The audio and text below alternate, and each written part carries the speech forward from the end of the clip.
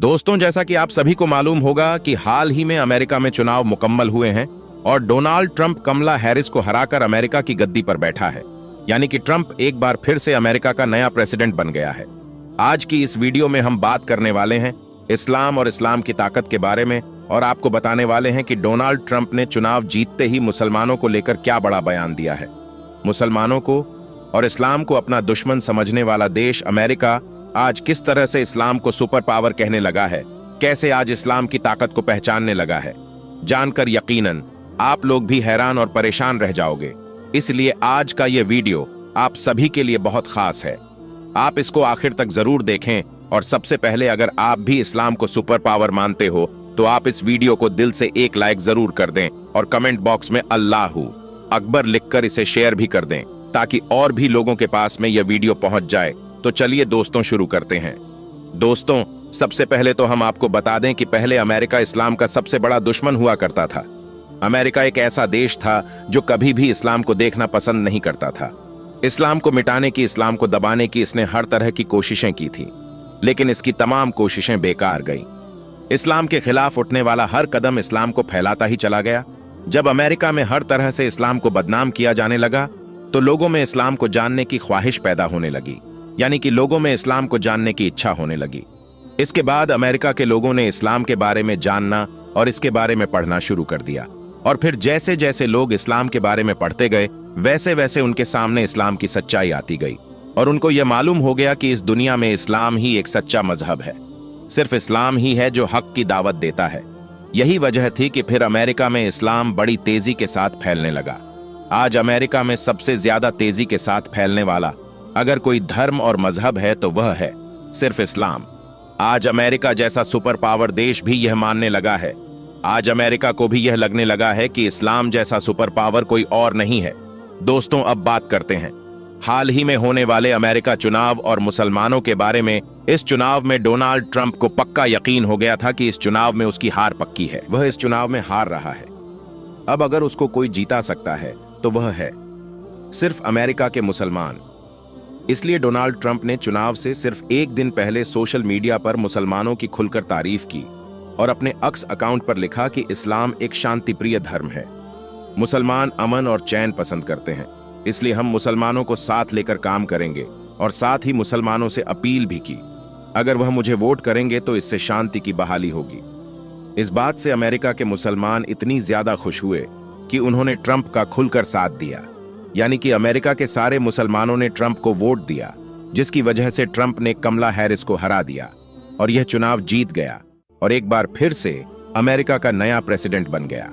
इसके बाद Donald Trump ने जैसे ही यह चुनाव जीता तो उन्होंने अपने पहले भाषण में मुसलमानों का शुक्रिया अदा किया और कहा कि अगर मुसलमान उसे वोट ना करती, अगर मुसलमान उसका साथ ना देती तो वह कभी भी चुनाव नहीं जीत सकता था।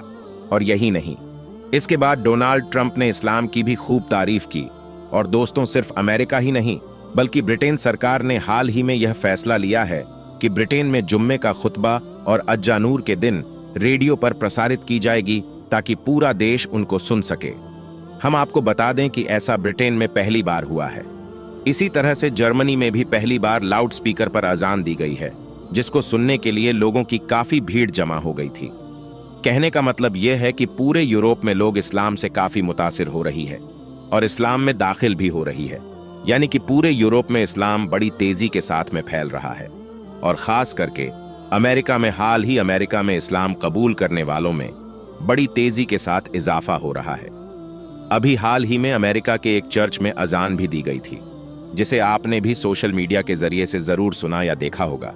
और यही नहीं, अब तो लंदन, अमेरिका और न्यूजीलैंड की असेंबली में भी कुरान पाक की तिलावत होने लगी है। और जहां पर अजान को बैन किया गया था, यानी कि जहां पर अज्जन पर पाबंदी लगाई गई थी, वहां पर अब अजान देने का सिलसिला भी शुरू हो चुका है। यहां तक कि वहां के कई वैज्ञानिक भी इस्लाम की तालीम को सच साबित कर चुके हैं। दोस्तों, इसी तरह से रशिया में 1913 ईस्वी में 15,000 मस्जिदें थीं, मगर उस दौर में वहां की हुकूमत ने इस्लाम और इस्लाम को मानने वाले लोगों को लगातार खत्म करने की कोशिश की थी।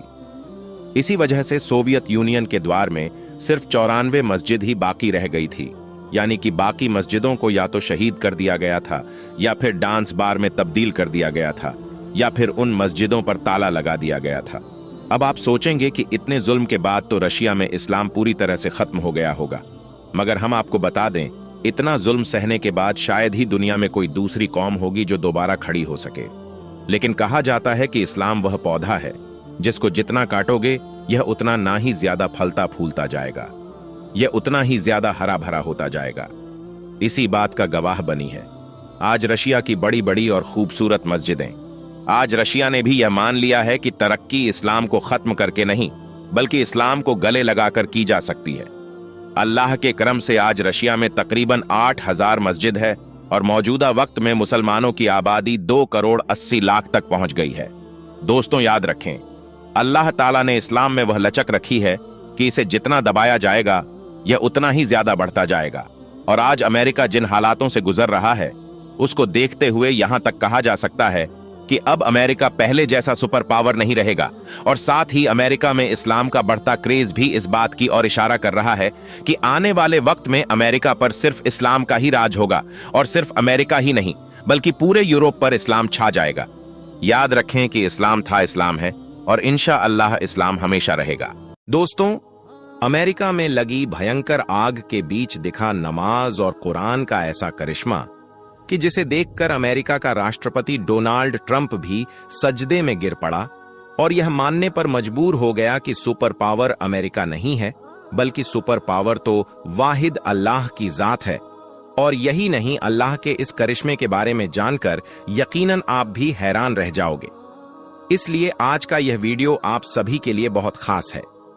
दोस्तों, जैसा कि आप सभी को मालूम होगा कि इस वक्त अमेरिका में कितनी भयंकर आग लगी हुई है, कितना जानो माल का नुकसान हो रहा है।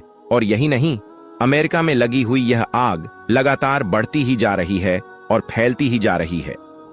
आग अब तक 3,000 एकड़ से भी ज्यादा में फैल चुकी है, क्योंकि इस भयंकर आग के बीच अमेरिका में बहुत तेज तेज हवाई चल रही है, जिसकी वजह से यहां आग लगातार फैलती जा रही है।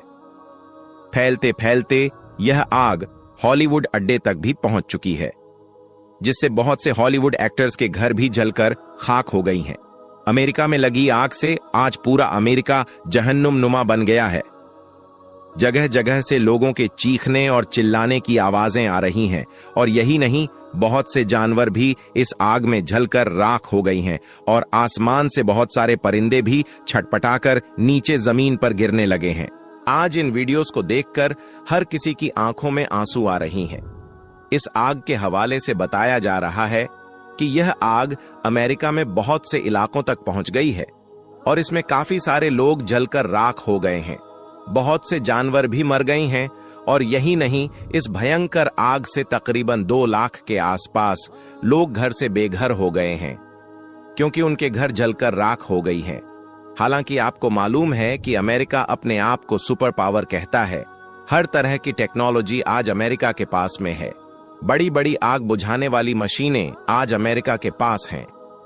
मगर इन सब ने मिलकर भी इस आग को बुझाने की बहुत कोशिश की, मगर वह इस आग पर काबू ना पा सके, क्योंकि इस आग के हवाले से कहा जा रहा है कि यह अमेरिका पर अल्लाह का एक अजाब है, क्योंकि पिछले काफी दिनों से इजराइल फिलिस्तीन के बेकसूर लोगों को मार रहा है, उनको सता रहा है और उनके मासूम बच्चों पर जुल्म ढा रहा है, और इसमें इजराइल का साथ दे रहा है अमेरिका। और यही नहीं, अमेरिका फिलिस्तीन के सताए हुए लोगों पर हंस रहा था और हर शख्स बयान भी दे रहा था।